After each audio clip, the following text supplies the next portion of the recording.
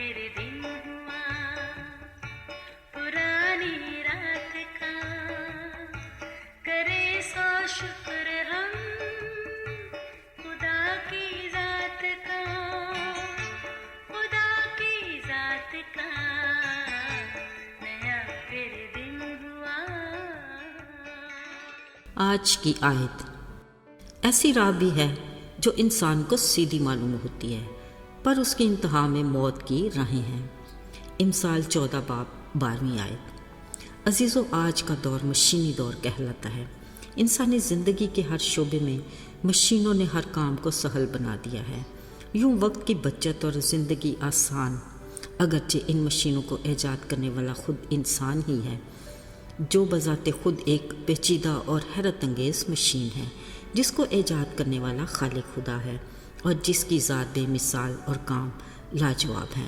अगरचे इंसानी मशीनरी का हर निज़ाम अपनी जगह नहायत पेचीदा और हैरत अंगेज़ है, मगर हमारी वसी सोचों का मरकज़ यानी दिमाग खालिक खुदा का वो शाकार है जिसका कोई सानी नहीं।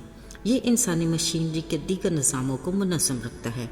इसी उसकी बदौलत इंसान अशरफुल मखलूक़ात कहलाता है। मगर याद रहे, हमारी हर सोच खालिक खुदा की मर्ज़ी के ताबे है और उसकी हिकमत के सामने इंसानी सोच नाक़स और महदूद है, जिसकी बदौलत हमारे फ़ैसले अधूरे, कभी नाकाम और गलत सिमत भी चले जाते हैं, जिनका अंदाज़ा अक्सर बाद अस वक्त होता है, जो नाकाबिल तलाफ़ी नुकसान है। लिहाजा अच्छाई इसी में है कि हम अपनी सोचों के मरकज़ यानी दिमाग को अपने रब की मर्ज़ी के ताबे कर दें। अजीज़ों, आज इब्राहिम को खुदा के हुक्म से बाप के घर से निकले और रिश्तेदारों के पास से गए कुछ ही अरसा हुआ था। इन्हीं दिनों उसने बैतेल के करीब अपने डेरे डाले थे। खुदा ने उसके माल और दौलत में उसको बकसरत बरकत दी और इसी मुकाम पर उसने कुर्बानगाह बनाई और खुदा से दुआ की।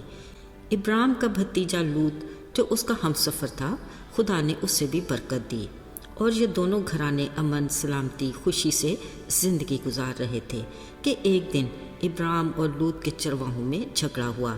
तब इब्राहिम ने लूत से कहा, देख हम भाई हैं, अगर हमारे चरवाहों में झगड़ा हो तो अच्छा नहीं।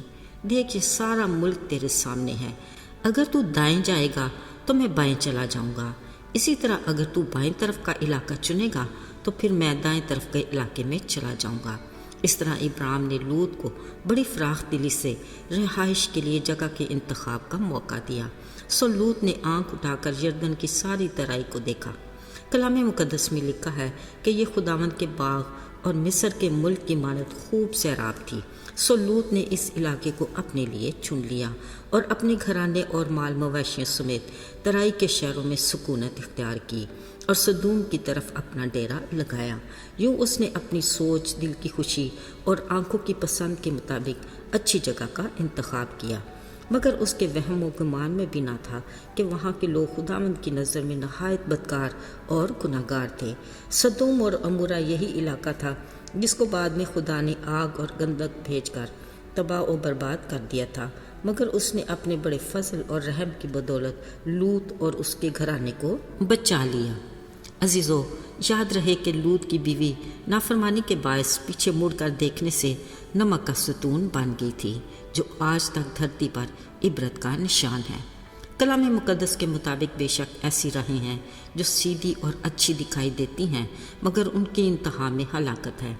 अजीज़ों, इसके बरक्स खुदा ने इब्राहिम को कहा, देख जो इलाका तू देख रहा है, ये सारा मुल्क मैं तुझे और तेरी नस्ल को दूंगा और तेरी नस्ल को खाक के सरों की मानद बनाऊंगा और उन्हें बरकत दूंगा। उठ और इस मुल्क के तूल और अरज़ की सैर कर। सो इब्राहिम ने अपना डेरा उठाया और ममरे के बलूतों में जाकर रहने लगा और वहाँ खुदावंद के लिए एक कुर्बानगाह भी बनाई। अजीज़ों, आज भी खुदा का कलाम अपनी जगह अटल है।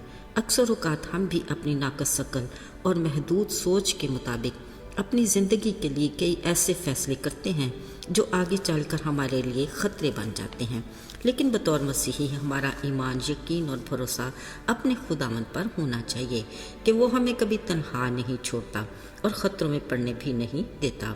اس کے لیے ہمیں اس کے کلام کی روشنی میں دن رات شریعت کی کتاب کو اپنی نگاہ میں رکھنا ہے، تاکہ ہم اس کی ہدایت کے مطابق آئین اور حکموں پر عمل کر کے ایسے راستوں پر چلیں جن پر ہمیں خوب کامیابی ملے اور ہم اقبال مند ہوں۔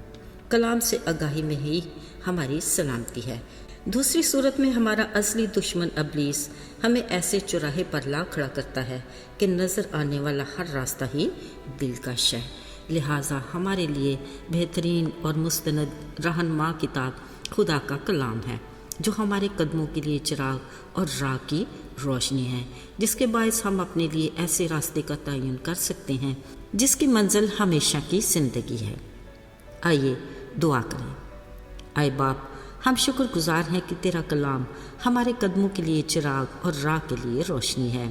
توفیق عطا کر کہ ہمارا دھیان دن رات تیرے کلام پر رہے، تاکہ درست راستے پر چلتے ہم صحیح منزل پر پہنچ سکیں۔ تو ہمارا ہم سفر بن تاکہ خطروں سے ہم محفوظ رہیں۔